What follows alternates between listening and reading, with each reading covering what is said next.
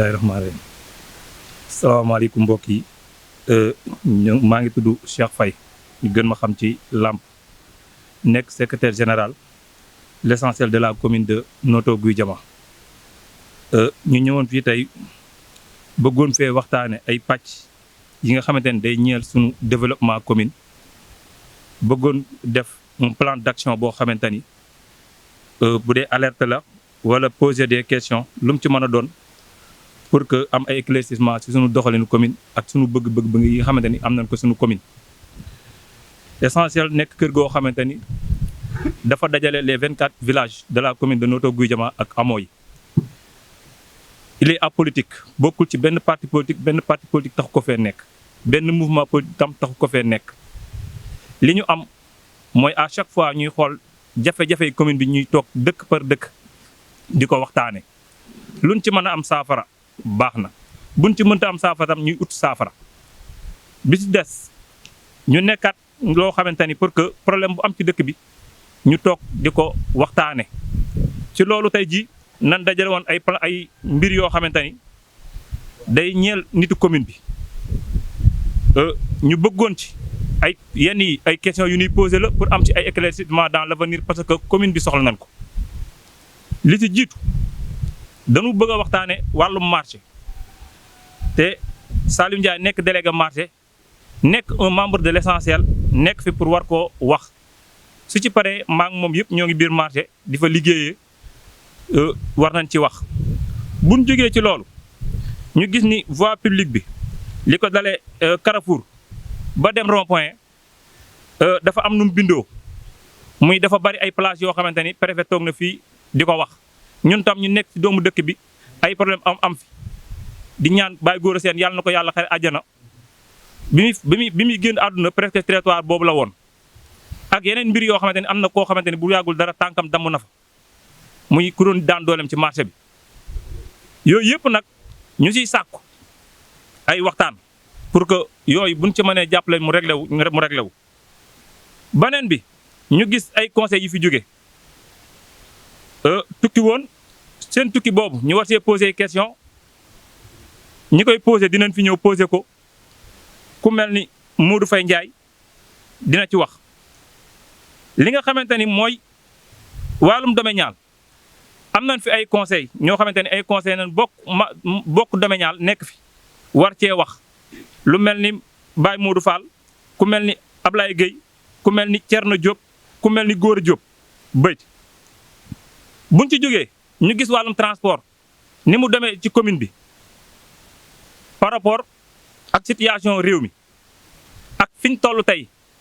ci 21e siècle transport nekk fi un problème boo xamante ni nit dina bëgg a dem bala muy dem fi muy dem dina taxaw 1 heure de temps wala 30 minutes di xaar oto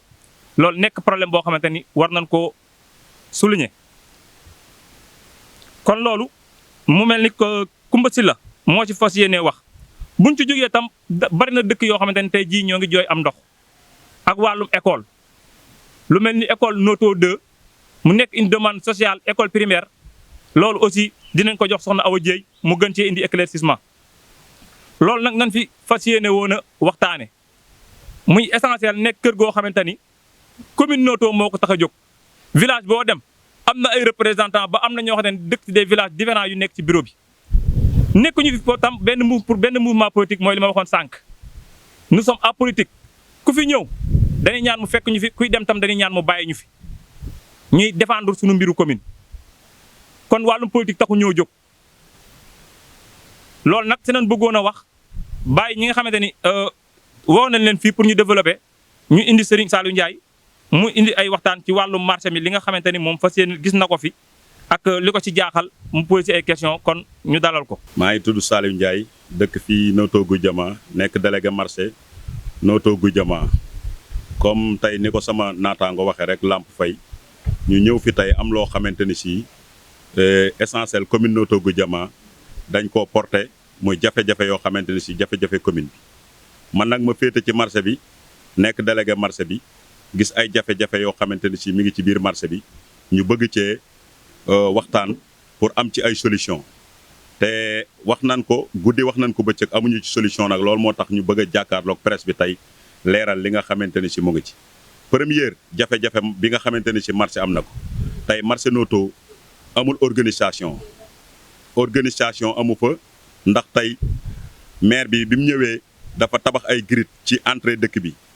borom tool bu jóge tool bala nga agsi ci buntu dëkk bi fa ngay fayee juuti soo xësee ñëw ba dugg marché ba fay juuti seen yoon nekkatul ci yow te maire bi nga xamante ni si moo fi jóge malgré ñun bokk nañ ci ñi ko combat ba mu jóge fi mais li nga xamante ni si mi ngi ko doon def gisuñu ko ci maire bi parce que am na ñu fi nekkoon ñu leen di wooye ay AFP ñu nekkoon fi yor circulation marché bi di ko doxal maire bi mu ñëwee convention bi nga xamante ne si AFP yooyu signé woon nañ ko moom accordé wu ko ba AFP yooyu ci seen ndigalul njiit moo ma informé ni ma fayuñu leen loolu moo tax ñu jóge fi loolu nag ñu koy dénoncé parce que mënuñu leen war a fay ñu koy fay ba pare ñun buñ xasee dugg marché amul benn organisation sareet dina dugg ci biir marché bi def 30 minutes wala 1 heure de temps wala oto du mën a àgg ci place bi nga xamante ne si fa la war a wàcce loolu nag muy catastrophe boo xamante ne si ci kaw baykat bi lay dellu si parce que baykat bi moo démarré ba ñoral ñëw dagg bagaasam ñëw ci entrée dëkk bi ñu daggaloo ko juuti kon baykat boobu dañ ko war a accompagner ba mu àgg fa muy jaayee mën a jaay delluwaat ci ay yitteem mais malgré baykat bi mu daggee juuti lañ ko mujj lijjanti bu duggee ci marché bi mooy démarré ba keroog muy àgg ci fi muy jaayee su ko defee nag baana yi nga xamante ne si ñoo ñëw war a jënd bagage yi baana yi suñu gisee embouteillage bi ñoom dañuy taxaw di xaar ni dañuy laxal ndax bagage bi bari na te fekk bagage bi mën naa bañ a bari sax mais manque de organisation ñuy lancer nag message ñi nga xam ne ñoo yor réew mi ñu jàppale ñu ci. parce que marché Noto nekk na marché boo xamante ne si marché international la temps yi passé maire bi ñëw na def acte boo xamante ne si ñun dañ ko rafetlu woon parce que dafa ñëw ni day dëgër piise ñu ànd ak moom ci loolu mu ñëw buntu marché defar ko ñun ñëpp ñu apprécier bi mu defaree foofu ñu yaakaar ni day dugg ci biir marché bi defar biir marché bi mu yamale ko foofu buntu marché bi mu def ko ay parking oto bu ñëw gaare ñu fayloo la téeméer oto boo xamante ni si da ngaa jël parking ñu fayloo la 15000 par mois rosi bii ngeen di gis nii rosi bii man maa ko fay 15000 francs rosi baa ngi nii maa ko fay 15000 francs pour parking boo xamante ni fa laay gaare sama oto te nag ba ma koy fay damaa jàppoon ni day continuer ni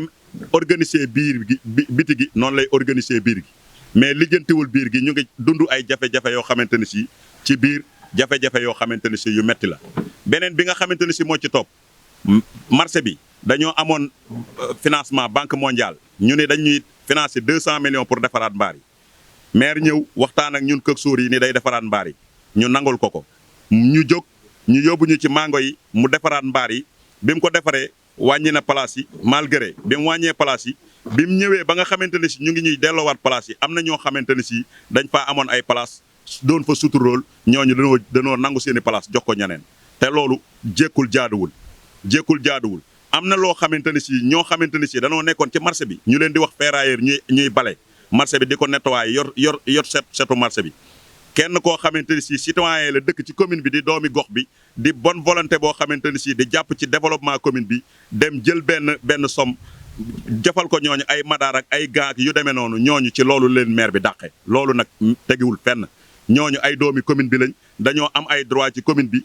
nit war naa mën a jóge fële am lu mu leen yéene may leen ko loolu ci la leen maire bi dàqe ñuy bëgg nag loolu nga xamante ne si moom lay teg moom la continuer ñu arrêté ko parce que nag koo naa duma la topp fa ngeen jëm daa soriwul soo gisee nag ñu def nii dañoo bëgg wax nañ guddi wax nañ bëccëg amuñu solution dañoo bëgg état bi nga xamante ne si nga xam ni ñoom dañ ni jubanti ñu xoolaat suñ commune bi ni muy doxee parce que ñun danoo am or ba pare di yalwaani mënuñoo yor marché international ba parente ni si di dund ay jafe-jafe yoo xamante ne si lépp ci baykat yi lay dellu siwaat loolu lañ ne woon dinañ ko dénoncer wax ko état bi ñu xam ne maire bi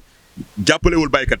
baykat yi nga xamante ne si ñoom ñooy suqali commune bi maire bi jàppalewu leen parce que bu leen jàppale woon dina organiser marché bi ku am sa bagage ñëw dugg jaay dem sa yoon te doo am benn problème loolu lañ ci doon wax di sant ñëpp. maa ngi tudd Modou Ndiaye dëkk Noto nekk membre du bureau de l'essentiel occupé le poste de la commission environnementale tey ñu nekk fii ci benn conférence de presse boo xam ne essentiel moom moo koy def comme essentiel ni ñu ko créé ak ni ñu amee suñu récépissé mu jouer rôle alerte ak veiller sur le bon fonctionnement de la commune de Noto Goudiama comme ni ko Lamp introduire sànq yàlla dafa dogal commune bu Noto Goudiama bu ne commune dañ koy dénk un maire te mairie moom ay pàcc yoo xam ni moom lañ ko diviser ci kaw loolu nag li nga xamante ni moom mooy la municipalité yàlla dafay dogal day am ay visa yoo xamante ni ordre de mission lay doon ordre de mission yooyu soit nga jël li nga xam ne moom mooy commission éducative ngeen yabal leen bitim réew ngir ñu dem doxi mission soit finance nga yabal leen ñu dem doxi ji mission waaye dañ ci poser une question à savoir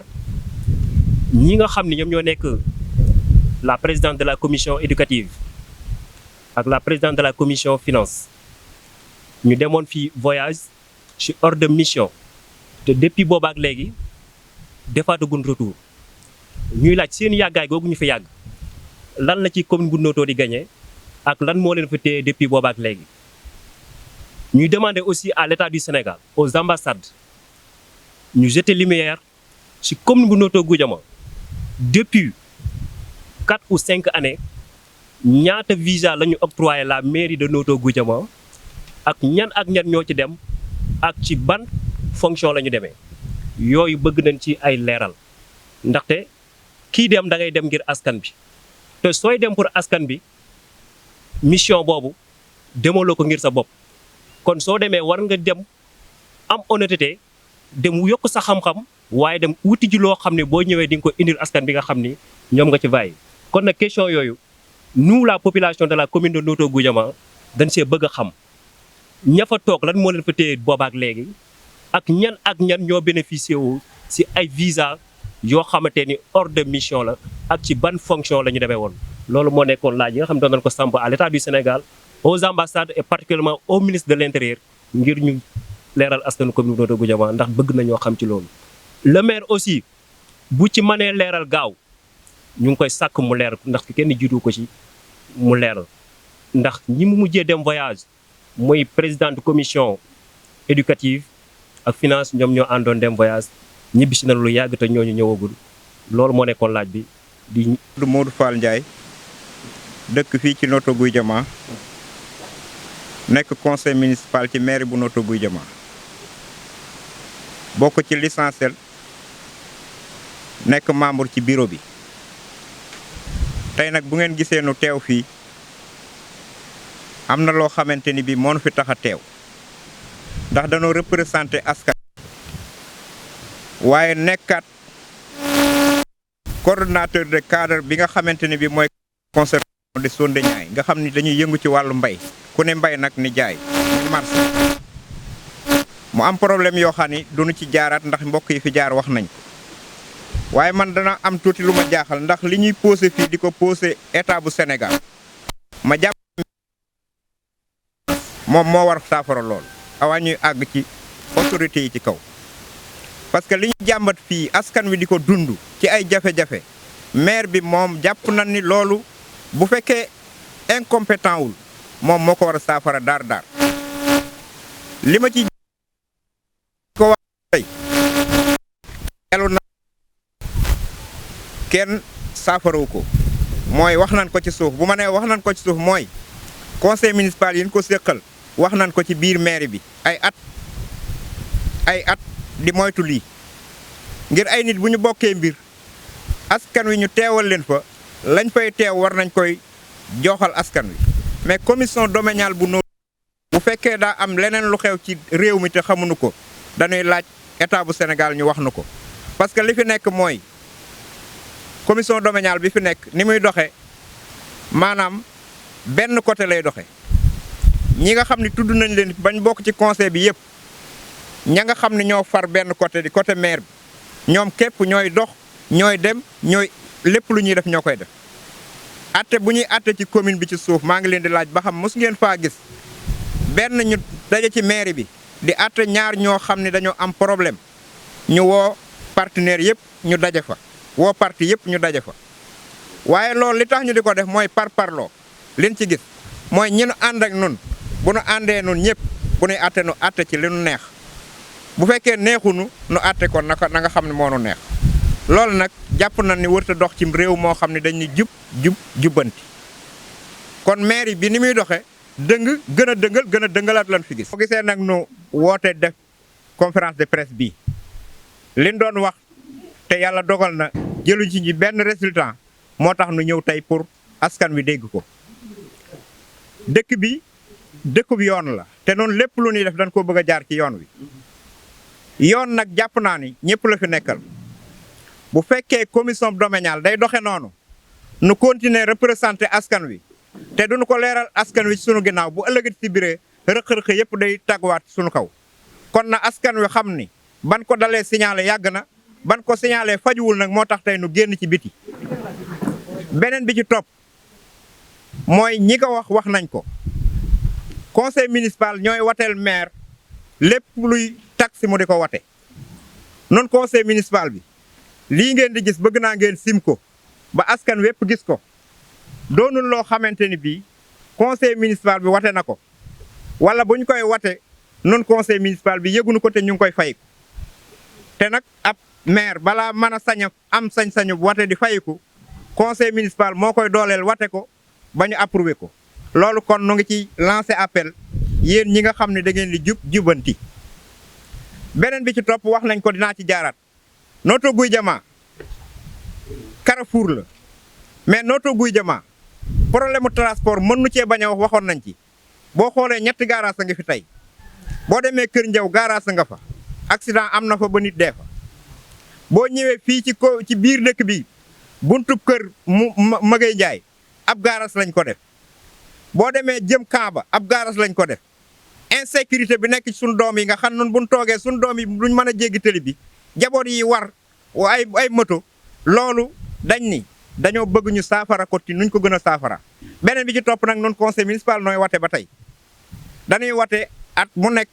bu nu watee bitse dinañ wate lu milliard bu manqué tuuti te nag gisagunu néew ma amul mais gisagunu benn ci commune bi benn chantier buñ ni chantier bi mat na 250 millions gisagunu loolu dañuy def ay chantier tam ñan ay nit da koy gagné te duñ xam ñan ñoo koy gagné te danoo dem ni yoon bu dee dox dañuy war a def appel d'offre mais gisaguñu fi appel d'offre te loolu nag bu ne ab commune de continuer di doxe conseil municipal ba di ko seetaan dama ne ñoom noppi nañ loo xam ne war nañ koo signaler ba àddina bépp xam ko ñi yor loolu nag noonu amuñu sañ-sañ bi amuñu man-man bi waaye war na noo wax moo tax nuy wax pour àddina bépp xam ni commune bu Notto Gouye Diama ni muy doxe laaj nañu saytu ko parce que li ñuy wate maire bi di ko génne beneen coono amaat ci te nu jiite ay baykat buñ nee baykat day fay juuti baykat bi këyiti juuti yi ñu nga leen di kare ca buntu tool ba loolu tam laaxanoon nan ko nu ngi koy jàmbataat parce que këyiti juuti yi marché moo ci nekk koo fay daj kar ca buntu marché ba di ko fay juuti amaana ba muy daggi daa leb ay saaku wala mu leb findi feer loolu tam daa war a tegu ci suuf te nun ànduñu ci tey ànduñu ci ëllëg danoo bëgg nag di fay juuti normal mais ñuy toppatoo marché bi normal ku mën a ñëw jaay dem wasalaamaaleykum wa rahmatulah. soxna Koumba Sylla bokk ci groupe essentiel waaw tey nag ñu ñëw fii di wax ci suñu wàllu jafe-jafe transport fii ci commune bu Notto Gouye Diama ndax ku ne xam na ni Notto Carrefour la képp ku xëy nekk ci du ma ni gox bi sax ci diiwaan bi yëpp da ngay xëy di dem marché Notto ndax ku ne xam na ni Notto Carrefour la mais ñu am jafe-jafe yoo xamante ni bii ci wàllu transport lu ñu metti la ndax jëm Notto mën nga faa xëy midi ba 2 heures doo dem wala bu fekkee da ngay dem da ngay jël Jakarta mu yóbbu la Kër Njaw wala nga dox wala nga luye oto te loolu ñëpp mënuñu ko ñu doon ñaan nag ministre bi nga xamante ni bii moo yor wàllu transport mu xool transport commune bu Notto Gouye Diama ndax defe naa bu ñuy wax développement Sénégal kenn mënu koo wax génn ci Notto kon nag ñun bu ñu amee dëkk bu mel noonu war nañ ñoo dimbali ci wàllu transport ñu ngi ñaan daal ministre bi nga xamante ni bii moo yor wàllu transport mu gestu commune bu Notto Gouye Diama ñu fexe clando yi di dugg ci biir garage bi di fi yabe ndax mënoo xëy gaare ab kaar suba ba ngoon nit war a dem fu mel ni Bayax wala Kër Mbir wala fii ba Ngajaga da ngay obligé da ngay jël Jakarta mu yóbbu la Kër Njaw wala da ngay dox wala da ngay luye oto te ñëpp mënuñoo luye te bu dee Jakarta tamit jigéen ñi ñëpp mënuñoo jël Jakarta ndax bu fekkee da ngaa yor say bagage wala nga yor sa doom boo gàddu jàpp ci loxo mënoo yëg ci Jakarta kon nag ñu ngi ñaan ministre bi nga xamante ni bii moo yor wàllu transport mu geesu waa commune bu Notto Gouye Diama ñu xam ni développement Sénégal kenn mënu koo wax génn ci commune bu Notto Gouye Diama te wax kenn mënta wax développement te doo wax tamit ci wàllu transport kon loolu daal lañ doon wax ñu jàpp lañ ci wasalaam. maa ngi tudd Awa Dieye dëkk commune Notto Gouye Diama nekk une actrice de développement pour notre commune comme liñ fi waxtaane nag mooy suñuy jafe-jafe commune benn pàcc bi bokk na ci wàllu ndox bi nga xam ni am na problème bu baax a baax ñuy lancer l'État du Sénégal ak ñi nga xam ni man ay bonne volonté lan mën nañoo jàppale commune bu Notto Gouye Diama ñu jàppale leen ci mbirum ndox ndax ndox mooy source de vie sans l'eau personne ne peut vivre kon loolu nañ ci def sorte que état bi dégg suñu ñaxtu yi mu nekk commune fee village bu ñuy wax Bayti Ngajaga yooyu Gouye Diama yëpp ay problème yoo xam ni am na ci commune bi ndox sa boo ko amul doo mën a set doo mën a jaamu yàlla kon ñu ngi lancé état encore une fois mu dimbali ñu suñu population yooyu ndax comme suñu commune la Notto ngi nii waaye terewul des fois am na secteur yoo xam ne amul ndox sa ñun pour ñun Notto giñ dëkk rek du Notto du nekkul commune bi il y a 24 villages et c'est 6 hameaux kon fu si am problème rek mel na ni ñun ñoo am jafe-jafe yooyu sa ñun nekk ay citoyen de lambda kon bu jafe-jafe amee si commune bi war nañ ko souligner de telle sorte que bu ko maire bu fekkee amul compétent bi ñu ngi koy lancer l'État du Sénégal pour mu jàppale commune Notto Gouye Diama ndax commune bi nekk na commune boo xam ni Sénégal ñu koy bàyyi xel lan ndax ay ressources yu bari mu ngi si commune bi sa commune bi gisuñu si seen bopp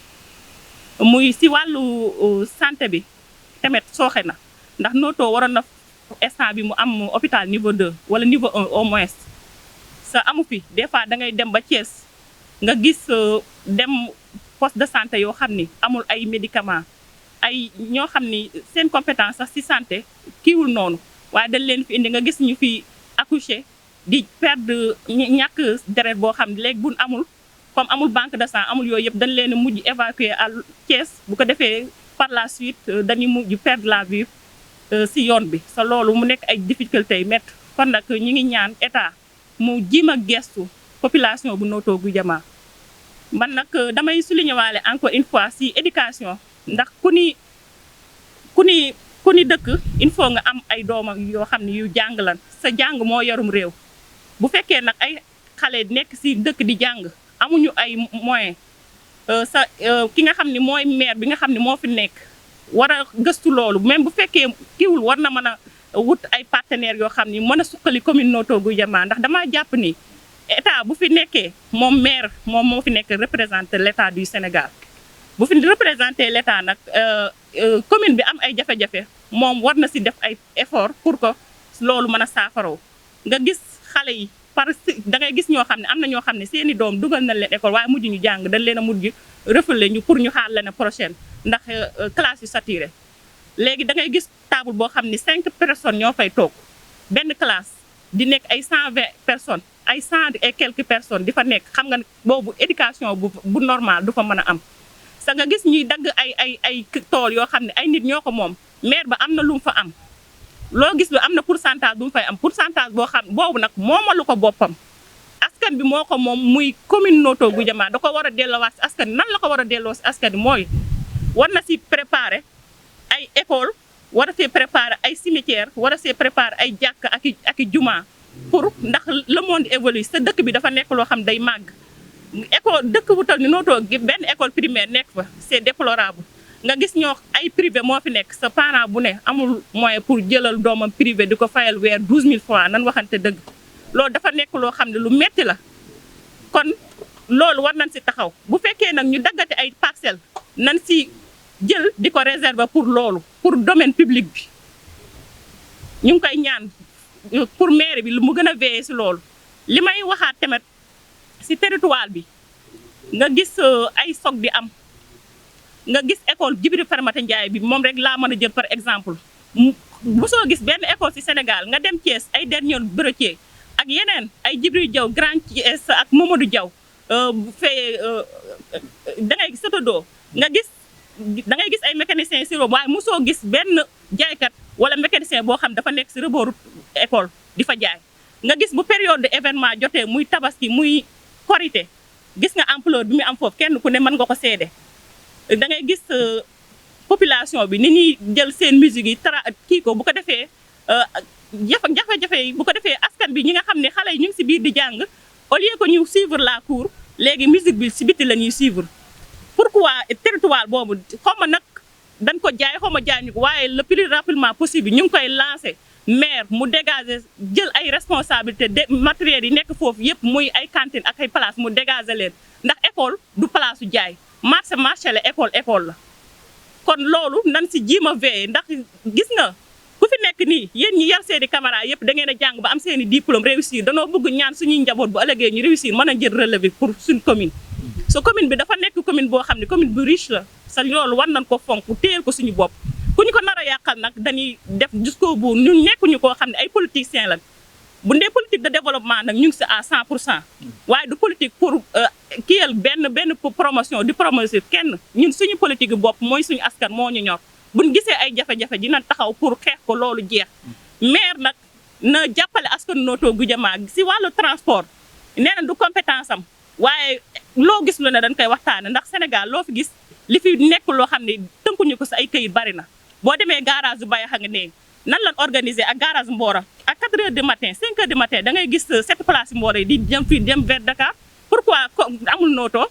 léegi ay quelques transporteurs tënk transport ni transport dañ koo réglementé à quelle raison nga gis ay femmes yoo xam ni vers 11 heures dañuy war a dugg si marché wala jaay war a dem taali seen añ duñ am fuñ dugg dañuy obligé jël ay jakarta ay soc di am ay décès di am loolu lépp à cause de manque de moyens pour transport kon nañu jiima indil ay bus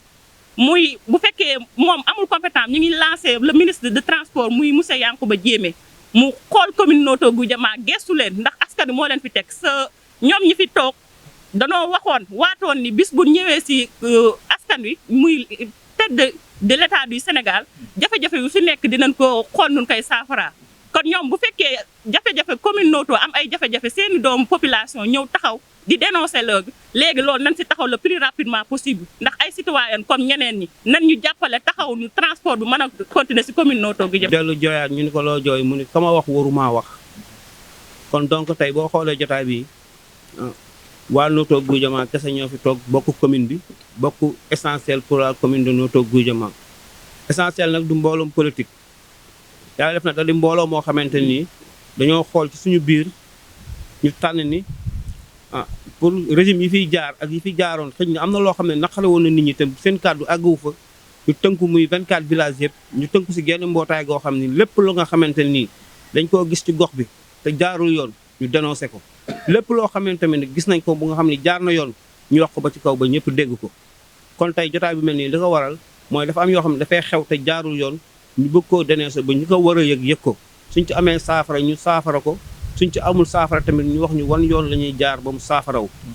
gis nga ko man maa ngi tudd Thierno Diop nekk conseil municipal depuis 2014 ba léegi maa ngi si municipalité bi mais actuellement nii yi fiy xew nii donc du ma ni lépp baaxul waaye li ci baaxul moo ëpp li ci jaarul yoon moo ëpp ndax ñi fi jaar wax nañ ko léegi tey boo xoolee commune bu Notto Gouye Diama maanaam maire bi mi ngi tënku si 9 compétences transférées yoo xamante ni maire bi moo ko war a doxal commission bu ci nekk am na président mais commune 9 commission yooyu yëpp ñaari commission rek laa ci mën a cité ni ñi ngi dox benn bi muy sport xaw naa dox tuuti bi ci des mooy domanial moom mi ngi dox à 100% mais nag ñi nga xam ne dañ leen ci weer impliqué wuñ ci leen si dañ koo def ci seen biir maanaam bii bukki bii njuur bii sàmba noonu lañ ko def parce que tamit am na dëkk bu si nekk am na fa membre boo xamante ni bokk nga ci commission boobu mais duñ sollicité kenn dañuy dem def li leen neex wax li leen neex dikkaat am na keneen ku ma dégg sànq mu ni ci wàllu voyage li ñu ci def ci ay voyage bëri na li ñu fi dig bëri na li ñu fi am ci ay partenaire bëri na mais gisaguñ benn njariñ ñu ngi ñaan bu fekkente ni voyage yooyu bu fekkente ni mënuñoo indil njariñ tamit nga xam ni poste Notto Gouye Diama moo ciy bënne ñu arrêté ko ak nu mu gën a gaawe parce que tamit ay voyage yoo xamante ni ci commune xaalisu commune Notto Gouye Diama la ñuy jël di ci voyager tamit duñu indil benn ressource duñu indil benn gagnant ci perte lañ ciy mujje yooyu voyage kon jaratu ko beneen bi si des mooy maire yi maanaam conseil municipal bu ñu xasee ba dugg amatul kii fii la far amatul kee fee la far ñun ñëpp ay conseil municipal lañ di liggéeyal commune bu Notto Gouye Diama mais ñun ci suñu biir Baye Modou ngi nii ba ma ko waxee nañ def conférence de presse deuxième conseil municipal laa ko waxoon ni ko lii jëmul kër te ñun dañ fee teewal askan wi war nañoo wax ba askan wi yëpp dégguñu même buñ ko mënul fajit ñu xam ne ñun waxoon nañ ba ñu waree wax mais nag xëy na tey lii la ko yàlla dogale tamit nii la ko yàlla bëggee tamit ñuy encouragé ñi nga xamante ne ñoo fekk jotaay bi yëpp li nga xamante ne nag mooy ay jafe-jafe ci commune bi bëri na lu ñu wàllu wax wàllu ndox wàllu santé wàllu ba ci électricité am na ñoo xam ne tey extension yi àggagul si ñoom am na ñoo xam ne bu ñu mënee naan duñu naan am na ñoo xam ne bu ñu bëggee jàng duñu jàng am na ñoo xam ne bu ñu bayee ba pare duñu am fu ñuy jaayee wala bu ñuy jaayee wala ci lambate la ñuy jaay yooyu yëpp ñu ngi ciy woo état du Sénégal mu dimbali si ndax Notto ku ni Notto rek boo nee Notto laa dëkk rek dañ naan dëkk baykat ya mais baykat yi ngeen di gis nii yàlla xam na ni ci sutura la ñuy dunde ci sutura si yàlla ci la ñuy dundee mais nag denc ñu loo xamante ne ni dañoo denc ay millions ca banque wala dañuy bay dunde ndax képp ku fi sa pomme de terre ñor wala sa supame ñor mënoo koy denc ñaari fan te jaayoo ko soo ko dencee ñaari fan boo ko dencee 15 jours jaayoo ko banque bi woo la ñu la foo toll kon donc dañuy bay di dunde kuy bay di dunde nag dañ laa war a jàppale ba nga xam ne li ngay bay soo ko bayee bu génnee di nga am foo ko dugal di nga ci mën a kii xale yi tamit comme li kiy wax la ci affaire école yi Notto Gouye Diama benn école élémentaire nga xam ni école privée yi du ñëpp mën a am du ñëpp mën a dem école tey boo demoon tey école primaire bi classe bu ci nekk rek def na lu ëpp 100 nangam élèves xam nga loolu jekkul si Notto Gouye Diama nga xam ni ñëpp dañuy bàyyi xel kon daal ñu ngi woo ci état bu Sénégal bu fekkente ne tamit lii du compétence mairie ñu taxaw ni carrément lii du compétence mairie mais mairie bi mën na cee def ay jéegoom bañ fekk si ko ci maa ngi nuyu ñëpp di sant ñëpp wasalaamaaleykum wa. Je m'appelle Cheikh Thioune, je suis le secrétaire adjoint de l'association pour le développement de la commune de Notto Gouye Diama. Mesdames et messieurs les journalistes, chers concitoyens de la commune de Notto Gouye Diama, comme disait l'adage, l'heure est grave,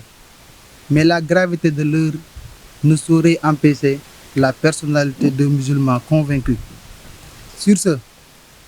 si nous avons convoqué aujourd'hui, c'est parce que l'heure est grave. Notre commune, jadis symbole d'espoir, est aujourd'hui à la dérive entre mépris, institutions, opacité financière généralisée, insécurité galopante. Nous assistons impuissance à une gestion de l'ombre. Ce n'est plus de l'administration de proximité, c'est un naufrage organisé au détriment de l'intérêt général. Nous interpellons l'opinion publique sur une pratique au contour flou qui déshonore notre institution. D'où les questions précédentes. Où sont passées la présidente de la commission éducative et la présidente de la commission finance? La commission domaine est systématiquement court-circuit. Des lotissements sont opérés sans l'aval des conseillers élus. Ouvre la porte à toutes les spéculations. Sous le regard passif, voire complice, la municipalité, l'espace public est livré à l'anarchie. L'intérêt particulier prime désormais sur la fluidité et la sécurité de nos rues. L'argent public semble s'évaporer avant même d'atteindre les caisses de la recette municipale. Des tickets de marché sont encaissés sans suivre le circuit légal de validation. C'est une économie souterraine qui s'installe au cœur de la mairie. Nous exigeons la lumière immédiate sur la distribution des places du marché international de Notto. Ce patrimoine appartient à tous, pas à un clientèle politique. C'est l'exemple le plus flagrant de détournement. Les recettes sont collectées quotidiennement, mais ne sont jamais versées.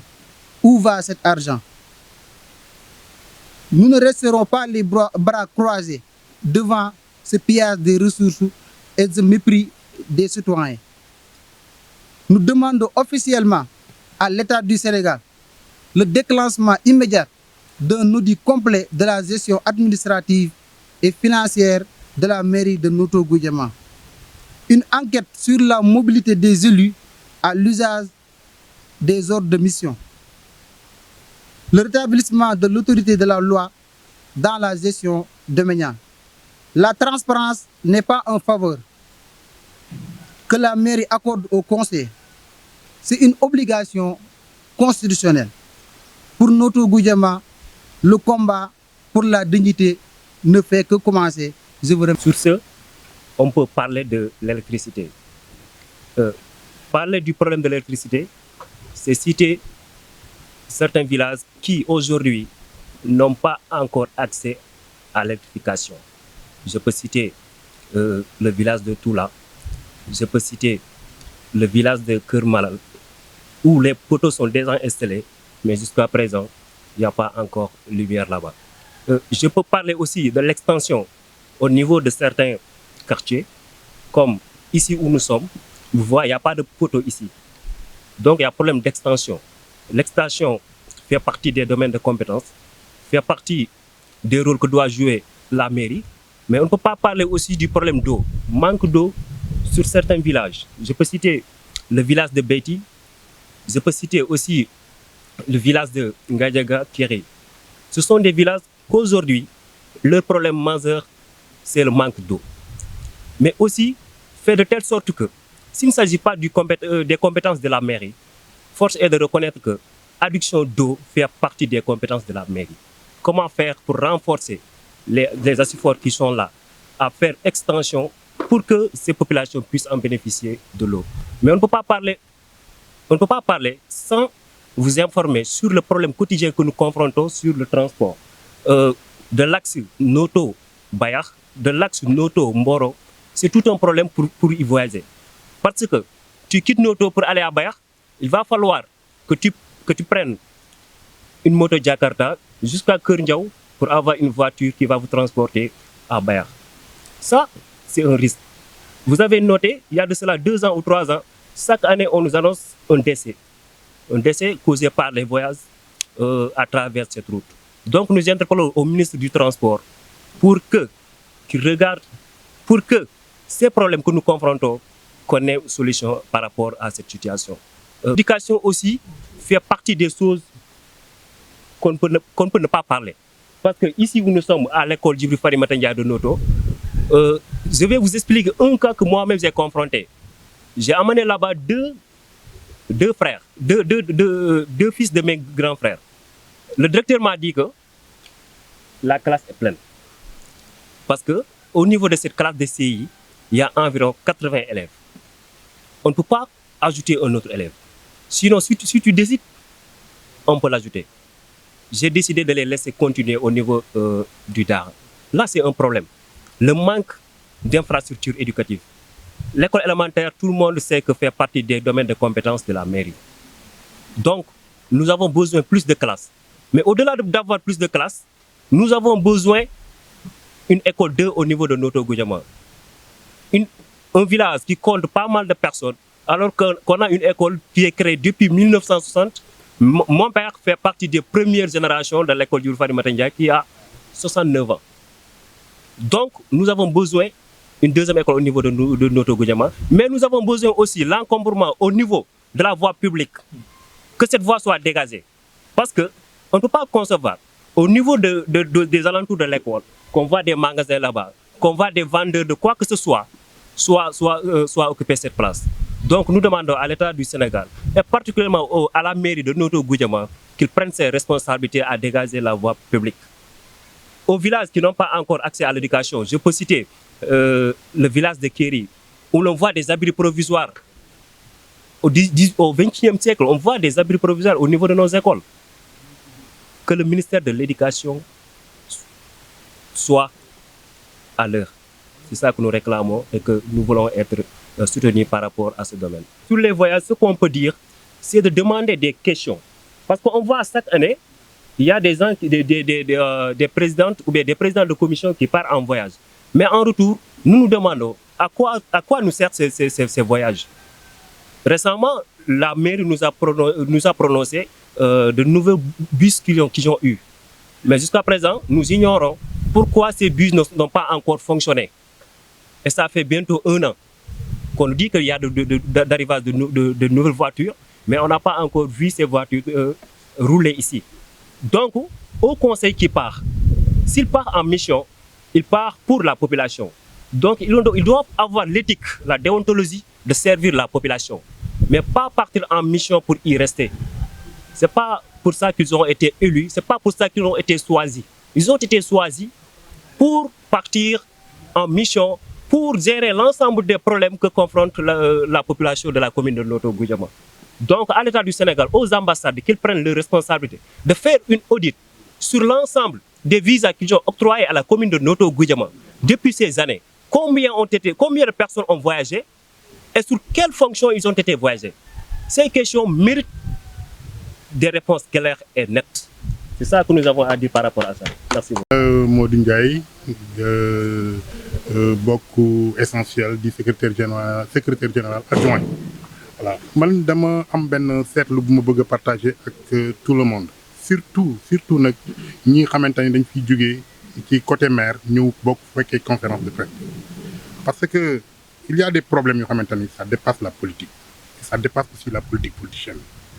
Ñun ñëpp ñoo ngi xool li xew à Dakar, dans le reste du Sénégal. Des gens qui vivent sous l'eau dem bu nawetee ñun ñëpp nekk ay jaaxle ay jaxasoo ndax ndox mi day dugg ba ci kër yi. On a vu ces problèmes-là à Thiès. On en a vu partout dans le Sénégal. waaw lu tax nag ñun ñuy xamante ne ñun ñoo ngi am ay habitations yu bees waruñu sóoraale ni ndox moomu mën nañu gane fi. Parce que aujourd'hui ce que j'ai remarqué mooy dañoo dagg fii yëpp gis nga tool yi fi ginnaaw man bi ma nekkee xale fi laa doon roosee ci teenu daw dugg di daw di dem di roose yëpp dagg nañ ko ay kër te kër yooyu daf lay leer ni un jour la nature va frapper la porte dina dellu siwaat fa la mu moomoon jël ko boobaa nag ñu nekk ci ay jafe-jafe pourquoi ñu war a seetaan loolu ñun gis nga yéen ñii ànd ak maire ak yéen àndul ak maire ku mën di doon bu ñu seetaanee lii mu ñu di ko def ba ëllëgee mu am nit ñi am problème xam ne ni ak googu yéen a koy gàddu te di ngeen ko yóbbaale muy autorité bu mën di doon bu fekkee yaa ngi seetaan lii ñuy def nii parce que ab habitation dafa am lu mu war a respecter dafa war a am ay principes yu mu war a respecter l'expansion urbaine dafa am ay loi am ay règlement fi mu ne tey bu ñu daggee kër bu ñuy dagg ay kër dañ koy war a sóoraale ay espace public sóoraale ci fu xale yi jàngee looloo tax Noto une citadelle de presque urbaine mënta am une école primaire une seule et unique école primaire xool leen fii à côté Touba Toul ñu ngi ci 12 je crois 12 écoles ñun yàlla nattuñu mënuñoo am sax une deuxième école publique alors que Noto ku ko xam ni kii c'est un pôle urbain sama gars yi lii du politique te leer na leen yéen ñëpp xam ngeen ni suñu dëkk bi doxul c'est vrai peut-être il y a des problèmes de compétences il y a des problèmes peut-être de kii mais li fi xew ba wér te wóor mooy am na lu bëri loo xamante ni doxul te loolu nag man loolu laa bëgg ñu partager ko ñun ñëpp ñu waxtaane ko ba loolu dox pour le bonheur des habitants c'est notre devoir bu ñu ko waxul tey bu ëllëgee nous serons responsables. def conférence de presse bi di jaajëfal ñi nga xamante ni ànd na noog maire ñëw fi te am dalu déglu ñoom il se peut am nan compréhension ci l'avenir ak njëriñu essentiel ndax ñoom jàng nan xam nan fu àdduna jëm te xam nan ñun li ñuy wax ñoom dañ leen di jaajëfal bu baax a baax ndax ñun nekkuñu fi pour politique te kenn mën ñoo yóbbu ci politique pour ñu gën koo xamaat essentiel dafay nekk pour la commune. bari na ñoo xamante ne ñoo ngi fii toog avant l'essentiel nguur Maguette Ndiaye nekk fi dañ doon toog bu ñu gisee lu doxul ci mairie bi ñu jël seen ay téléphone boobu temps Facebook la def seen ay pastu def seen ay live loolu ñoo dem ba gis ni essentiel am na ñoo ñu daw dugg essentiel seen commune ñor leen kenn du leen yóbbu ci mbirum politique pour ne seen xel dal essentiel ku ko bañ tey wala ku ko contre tey bu subaa di nga ñëw dugg ci essentiel te xam ni essentiel est là pour la commune et il restera là pour la commune ñëw ñu fi pour xuloo wala pour xeex li ñu fi indi woon wax nañ ko yaakaar naa dañoo bëgg ñoom ñi fi nekkal fi maire mën nañ fee dégg loo xam ne bu ñu demee yëpp ko mu jariñoo ko liggéeyal commune bi parce que loolu la ko fi askan bi tege su ko defee buy campagne du sonn moo gën moo ñu doxee ñoo xamante ni maire il est le maire de la commune te boo yoree ay ndaw ñu nekk ay ndaw tollu seen digg doole wóolu seen doole di jàkkaarloog seen ay morom ñoo xamante ni ñoom nan mel gënuñu leen a ñime gënuñu leen a def dara ngay politique village bu ne nga war faa dugg def campagne bu la sa ndaw nee damaa war a defe ji lii wala nga dégg écho ñun la sa ndaw daa war a defe ji lii daa war a dem place tel pour def lii ak lii nee ko non parce que ëllëg damay dem ci village yi lu waay di tàmbali nag tey mën nga koo tàmbali mais bu suba bul xam luy am marché banque fi yaatu na ku ne di nga fi bëgg a dugg pour politique faneen ak faneen noonu kon dañuy alerter bu nit ñi dee def conférence de presse defuñu ko ci voie publique pour occuper wuñ ko nan am compréhension déglu la nit ñay wax ba après buñu leen ci mënee tontu ñu tontu leen ci ñun looloo ñu fi indi kon nañu maytu yenn yi ñun jàmm ñu fi indi jàmm ñu tax a jóg suñu développement commune moo ñu ñor kon loolu tam yóbbante la nan ko xam ak képp kuy politique na nga bàyyi xel essentiel man damay wax ni je suis plus dama engagé boo xam ne dans l' essentiel que booy dugg commune bi lu bari dama ciy teey waaye lu ma gis lu doxul ci commune bi dama ànd ak ñi ma war a àndal ñu contrecarrer loolu na ko ñëpp préparé képp kuy politique na ko préparé parce que vaarang fi le maire tey jii boo gisee Kër Mbir Ndaw am nañu bari tey jii seen marché ba marché nga fa ñoo ngi liggéey est ce que ñoo ngi fay ay juuti est ce que ñoo ngi fay ay juuti vaar moo ko jàpp